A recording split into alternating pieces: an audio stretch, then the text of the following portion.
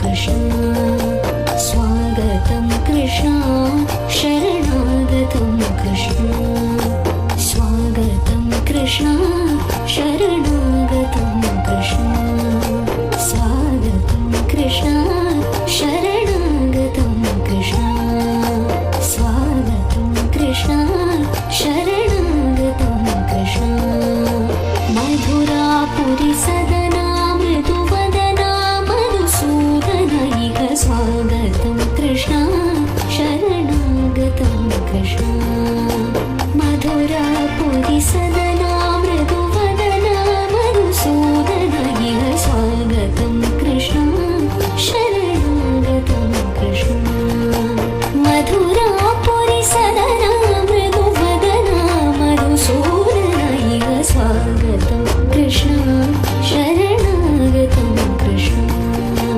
मधुरापुरी सदना मृदुवदना मधुसूदन इह स्वागतं कृष्ण शरणागतं कृष्ण मधुरापुरी सदना मृदुवदना मधुसूदन इह स्वागतं कृष्ण शरणागतं कृष्ण मधुरापुरी सदना मृदुवदना मधुसूदन इह स्वागतं कृष्ण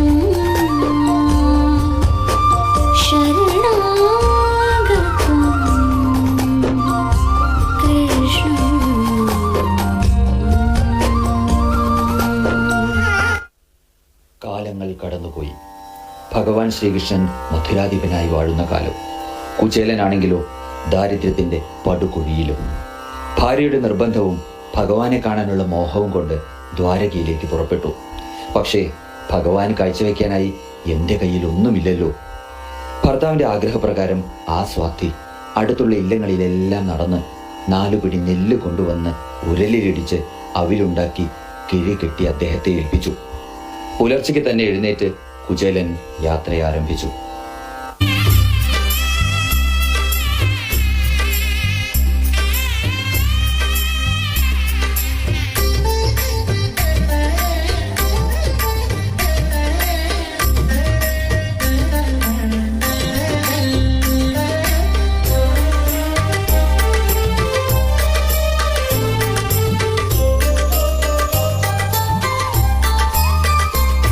കൃഷ്ണ നിൻ ദ്വാരകയെവിടെ ദൂരം ഏറെ നടന്നു കുചേലൻ ഏറെ നടന്നു കുചേലൻ കൃഷ്ണ നിൻ ദ്വാരകയെവിടെ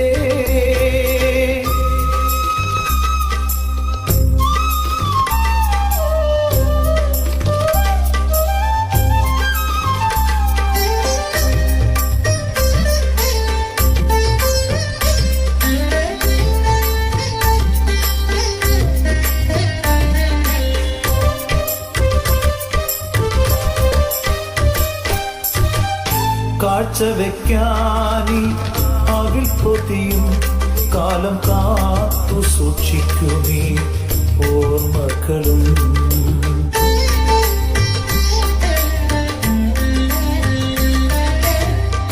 കാഴ്ച വെക്കാനി അവിൽ പൊതിയും കാലം കാത്തു സൂക്ഷിക്കുമീ ഓർമ്മകളും കീറക്കുടയും വടിയുമായി നിൻപൂരം തേടി വരുന്നു കുചേലൻ കീറക്കുടയും വടിയുമായി നിൻപൂരം തേടി വരുന്നു കുചേലൻ ദൂരം ഏറെ നടന്നു കുചേലൻ ഏറെ നടന്നു കുചേലൻ കൃഷ്ണ നിൻ ദ്വാരകയെവിടെ ദൂരം ഏറെ നടന്നു കുചേലൻ ഏറെ നടന്നു കുചേലൻ കൃഷ്ണ നിൻ ദ്വാരകയെവിടെ?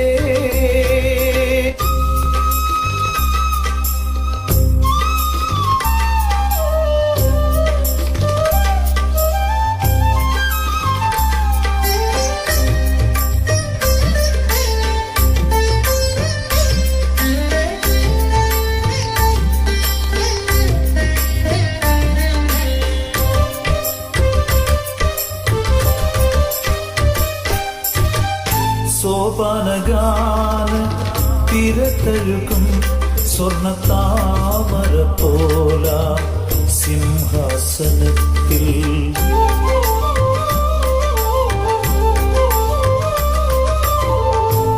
സോപാനഗാന തിരതഴുകും സ്വർണത്താമര പോല സിംഹാസനത്തിൽ ചാരകിടത്ത് ശ്രീദേവിയുമായി വാഴും ശ്യാമളവന്ദനെ തേടി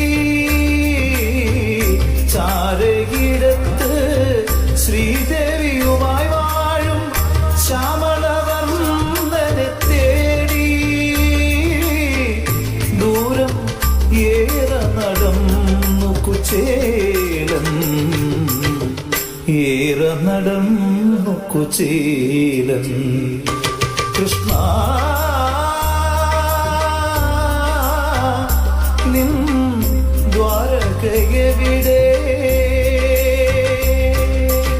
ദൂരം ഏറെ നടന്നു കുചേലൻ ഏറെ നടന്നു കുചേലൻ കൃഷ്ണ നിൻ ദ്വാരകയെവിടെ?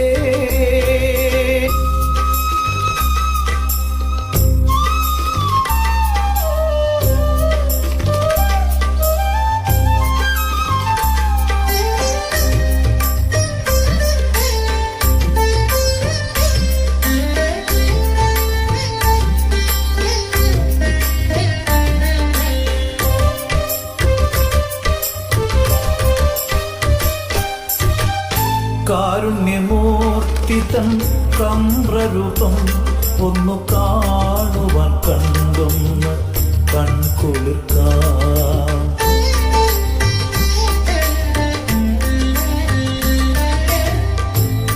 കാരുണ്യമൂർത്തി തൻ കമ്രരൂപം ഒന്നു കാണുവാൻ കണ്ടൊന്ന് കൺകുളിർക്കാം. ജീവിതം കൊയ്തേറ്റിയ ദുഃഖത്തിൻ പാഴവൽ കാണിക്ക വയ്ക്കാം. ജീവിതം കൊയ്തേറ്റിയ ദുഃഖത്തിൻ പാഴവൽ കാണിക്ക വയ്ക്കാം. കൃഷ്ണ പാദങ്ങൾ തേടും കുചേലൻ പാദങ്ങൾ തേടും കുചേലൻ കൃഷ്ണ നിൻ ദ്വാരകയെവിടെ? ദൂരം ഏറെ നടന്നു കുചേലൻ ഏറെ നടന്നു കുചേലൻ.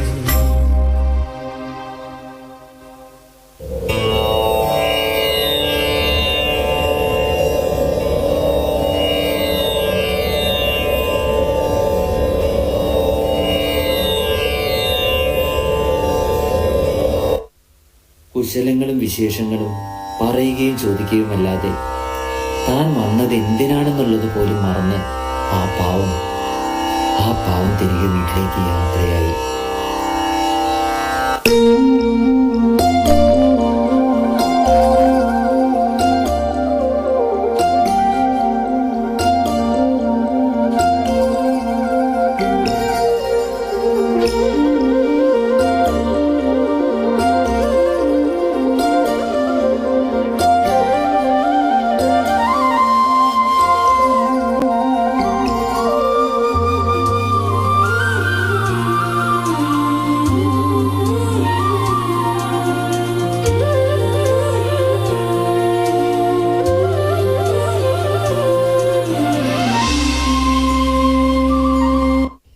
എന്നാൽ നമ്മുടെ കൃഷ്ണ ഭഗവാന് പറയാനുള്ളത് എന്താണെന്ന് കേട്ടാലോ? ഇത്രയും പ്രശ്നങ്ങൾ നേരിട്ട മറ്റൊരാൾ ഈ പ്രപഞ്ചത്തിൽ ഉണ്ടായിട്ടുണ്ടോ എന്നുള്ളത്. ജനിക്കുന്നതിന് മുമ്പ് തന്നെ ഒരുപാട് പേരുടെ ശത്രുവായി മാറിയ ഒരാൾ, അച്ഛനമ്മമാരുടെ വിവാഹ ദിവസം തന്നെ തന്റെ ജനനത്തെ ഓർത്ത് അവരുടെ സമാധാനം കെടുത്തിയ ഒരാൾ, 6 സഹോദരങ്ങളുടെയും വിയോഗത്തിന് കാരണക്കാരനായ ആള് ജനിച്ചതോ ഒരുപാട് അപവാദങ്ങളും പേറിയിട്ട്. ജനിച്ച സമയവും സാഹചര്യവും നോക്കിയാലും ജ്യോതിഷശാസ്ത്രപ്രകാരം 8 ഒട്ടും ശുഭമല്ലാത്ത സംഖ്യയാണ്. ജനനം അഷ്ടമി ദിവസം, അതും 8ാമത്തെ പുത്രനായിട്ട്. ജനിച്ചതോ കാരാഗൃഹത്തിൽ. ജനിച്ച ഉടനെ പെറ്റമ്മയുടെ അടുത്തു നിന്നും മാറ്റപ്പെട്ടു, അതും വർഷങ്ങളോളം. ഒരു കുഞ്ഞിനോട് ചെയ്യാവുന്ന ഏറ്റവും വലിയ ക്രൂരത. ലാളനകൾ വാങ്ങേണ്ട പ്രായത്തിൽ കൊല്ലാൻ വന്നത് ഒന്നല്ല, അനവധി പേർ. അമ്മാവനെ കൊന്നവനെന്ന അപഖ്യാതി വേറെ. അതിനിടയിൽ മനസാ വാച അറിയാതെ സ്യമന്തകം കട്ട കള്ളൻ എന്ന പേരും വീണു. രാജാവിന്റെ തടവറയിൽ നിന്നും മോചിപ്പിച്ച 16,008 സ്ത്രീകളെ സമൂഹം പുറന്തള്ളിയപ്പോൾ അവരെ രാജ്ഞിമാരുടെ പദവി നൽകി ഏറ്റവും വലിയ നവോത്ഥാന മാതൃക കാണിച്ചതിന് പഴികേൽക്കേണ്ടി വന്നവൻ.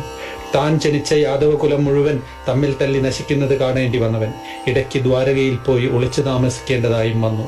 ഇത്രയൊക്കെയായിട്ടും ഒരു തുള്ളി കണ്ണുനീർ മനോഹരമായ ആ കണ്ണുകളിൽ നിന്ന് വീണതായിട്ട് ഭാഗവതം പറയുന്നില്ല. ആകെ കണ്ണു നിറഞ്ഞതായി പറയുന്നത് കുചേലനെ കണ്ടപ്പോഴാണ്. അതും സന്തോഷം കൊണ്ട് അശ്രുക്കൾ വന്നതാണ് എന്ന് വേണം നമുക്ക് അനുമാനിക്കാൻ.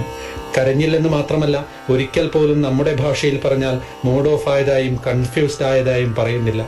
ഒടുവിൽ ആലിൻ കൊമ്പിൽ കിടന്ന് കാട്ടാളന്റെ അമ്പേറ്റ് പിടയുമ്പോഴും ആ മുഖത്ത് പുഞ്ചിരിയായിരുന്നു.